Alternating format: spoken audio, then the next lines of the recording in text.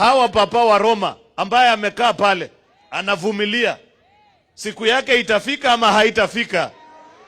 Mnamwambia atulie hapo akuwe mpole, ama mnataka aingie kwa hiki kundi ya fitina? Mnataka ashikane na makurutu? Unajua shida papa wa Roma, ile shida iko hapa Mlembe, na ni vizuri tuseme, ni kwamba makurutu wako na sauti sana.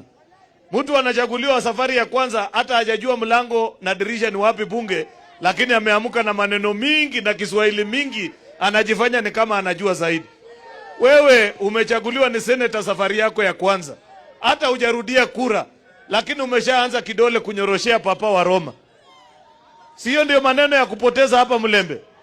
Mimi nawaambia, kama mnataka jamii hii isimame iwe kiti kimoja na mutawale taifa letu la Kenya, zoea kuzungumza kwa sauti. Zoea kuzungumza kwa sauti.